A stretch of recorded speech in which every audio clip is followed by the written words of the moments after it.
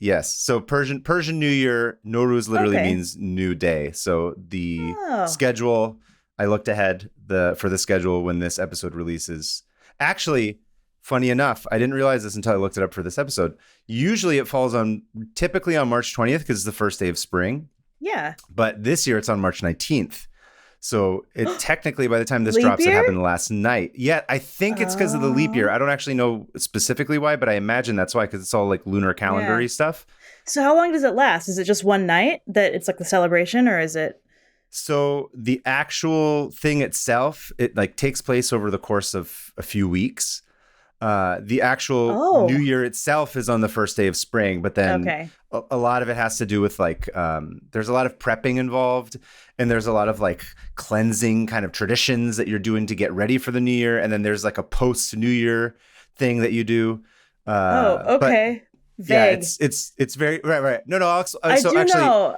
yeah, go I ahead. was You do gonna know what? Go say ahead. I do know that last year you posted a picture of you holding some plants. That's literally all I know about it. Yes, So that's part of it. Yeah. I thought I would start this episode with like a mini tab, like just like a ooh, very short, brief. This isn't really a tab that I'm closing. This is just like my own, like I'm just going to word vomit this for a second yeah, so you yeah, have a yeah, primer so you know a little bit about what it is. And yeah. for our fans who are tens of fans who may or may not know have any exposure to Persian here. Yeah, no, I never knew about it before I met you. But basically, Persian New Year is it's like a holdover from an old Zoroastrian tradition, Oh, which yeah, oldest Zoroastrianism religion. is oldest religion. It's like 3,000 years old. It basically lines up with the first day of spring because the spring equinox happens on like whatever, March 19th, 20th, around that time. Yeah. And from that day forward, every day there's more hours or minutes of light in the day than there is darkness. So it's seen as like a victory over the darkness. Oh, cool. And logically, I think it makes more sense to celebrate spring as the new year as opposed to a random cold day in January. But Yeah. I'm biased. Or like the Celts, they celebrate it in October, which doesn't make. It feels like the fall is what they're celebrating. They're like, yeah, we love Yeah. it when like stuff goes dark and starts dying, which is kind of metal. I kind of like that Kind of as true. well. Yeah. They're like, Kind of not yeah, judging that, kind of on board. everything's dying, and so will we. I think if you live in like northern climates, that's like you kind of have Yeah. to keep that in mind of like, yeah, well, we're all gonna die just like the trees. Respect. Hey, man, respect. But yeah, I like the But idea of doing it in spring rather than January, which yes, doesn't make any sense.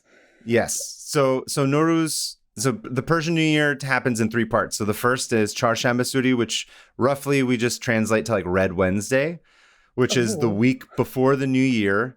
Actually, no, let me take one step back. It's the plant. So you asked about okay. the plant. So this is the first, Yeah. it's not like an official holiday, but there's a lot of different things that happen. So it happens, like I said, in three parts. But before any of that, you're supposed to grow a little patch. Traditionally, you grow wheatgrass, although people also grow like lentil. Like that's what I like to grow because Oh, the grass is like thicker and it's a little bit more full. Wheatgrass is kind yeah. of a pain in the ass to grow. And Good to the know. point of this is it's supposed to, you grow it only for a few weeks and it pays off in the third part of Nowruz. But the Oh, idea is that as you grow it, it's supposed to sort of like absorb whatever bad luck you've had over the past year. this feels And ancient. It oh, really it's does very feel ancient. Yeah. ancient. Yeah. It's all, I mean, like we are the original, like, we're all about like the evil eye and cleanse and superstition and getting rid of Right. bad vibes, that kind of stuff.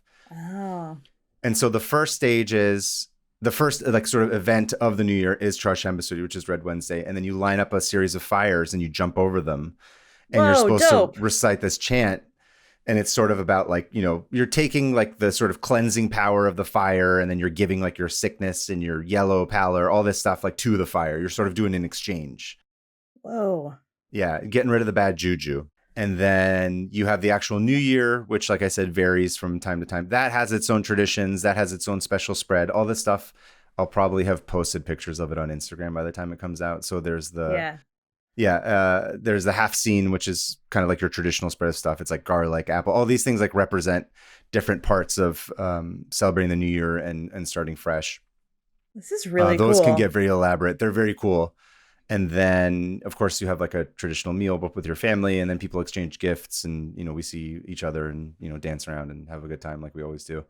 And then Oh, Seize de Bedar is 13 days after. So Seize is like 13 days oh, after the okay. new year is when you take the wheatgrass or the lentil grass, the plant, and Yeah. then you take it to like a river or a body of water, anything that sort of like drains eventually to the ocean. And then you sort of tie these little, the blades together, and like you sort of make some wishes, and then you toss it into the river or the water or whatever, and it's supposed to take it away. And it's, Dude, again, that's it's another metal. All of symbolic that's thing. metal. All of it's metal as hell. The fire, it's like, okay, it's time for fire jumping. Hell yeah. That's awesome. It is. It's, Man, I like that. It was great. I grew up around a lot of white people who were very like suspicious of me for not celebrating Christmas. But I got to be like, yo, but check it out. I have this fire ass holiday where we just literally like just jump over fires and shit, and it's cool. And everyone was like, damn, that's awesome. And you get presents Way in March. Cooler. Yeah. Oh, so you it do. kind of So it's vindicated like, me. You said it was like a gift giving thing. So like, yeah.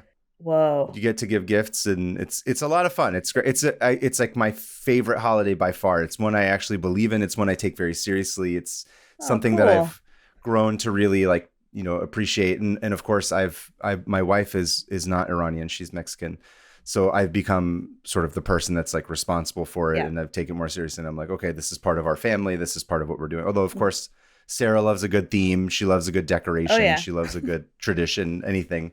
So she's latched onto it quite naturally as well. So we're happy to have her with it. And it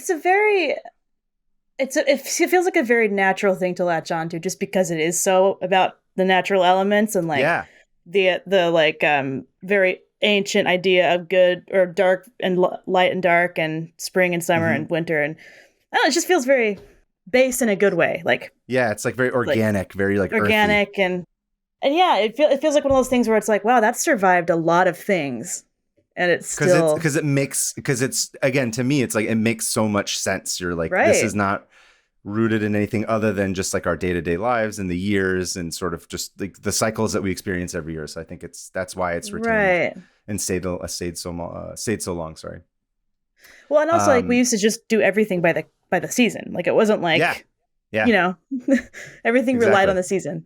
Oh man, I could talk. Okay, wait, this is really cool. Okay. It's cool, right? I love it. Well, you're welcome to celebrate it. You can be one of us. So we've recorded this in advance, so I can give you some tips. We can start growing. Okay. By the way, this is my one flex I get to say now as an adult, which is what I'm very proud of, is like I first struggled with growing. I'm going to like put myself out here and just totally screw it up this year before I've even done this. But one of the things I'm most proud of is like my mom, because my mom used to be the one, obviously, who did all of it when I was a kid and grew the grass and all that stuff. But now my mom looks at me and she looks at my sabzeh. She looks at the grass that I grow and she's just like, recognized. Like now she looks at me as like the gangster who like knows how to grow the grass really well. Yeah. And she's always like, mashallah, it's beautiful. Like she's always like very proud of it. And I'm like, yes, I'm a grown up. I did it. I can imagine how important that is to her to be like, having left Iran and then be like, we still have this, like it's like a very important cultural. Anyway, I can imagine. Yeah, but I've surpassed. She's always like, she basically is like, no, you've surpassed my skills in terms of. You're the king of Nowruz. I'm the king of Nowruz. I'm the king of growing the grass and the lentil and all that stuff. So that's the pictures you've seen, and it looks crazy. It gets like super big. Yeah, and I have this like, it's like fantastic. It was like tall. Yeah. And I brought it with me to WonderCon a couple of years because I would like put it in these little duck feet that I have this like little duck feet tray that I put it on as part of it. It's like this nice little decor I like to throw on my table. I've seen that duck feet thing. I had that, and we had that at our wedding too. Question, really? Yeah. You had a lot of things at your wedding. A question. So is the normal thing to say Happy Nowruz, or is there like... Yeah, in English, you'd say like, it depends on where you're from, but Nowruzitun Piruz, I think, is sort of the most safe way. Then you could say Eid Shoma Mubarak. I don't know. It all depends on like where you're from, but just say Happy Nowruz if you're speaking English, obviously. Yeah.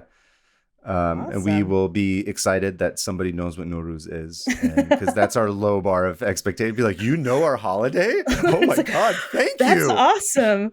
Yeah. Yeah, so happy Nowruz to everybody, even though again technically it was last night. But also interesting though, like I had never thought about it, but like just because I think it's because this year was a leap year. So if it wasn't a leap year, I guess it would have the March 20th would have fallen on last night. But because there's that extra day, I think that's what sort of throws it off. Right. Yeah. The years it's all weird, but that's cool. Happy Nowruz. So weird. Yeah, happy Nowruz. Anyway, So I thought that would probably be a fun way to start the episode rather than our usual, like, what do you want to talk about before we get into my tab? I don't know. The weather. The weather. I ate this today. Yeah. I ate a lot. Well, thanks for sharing. By the time cool. this airs, I'm sure I've eaten quite a bit of food. I hope. As you're watching this, yes, quite a lot.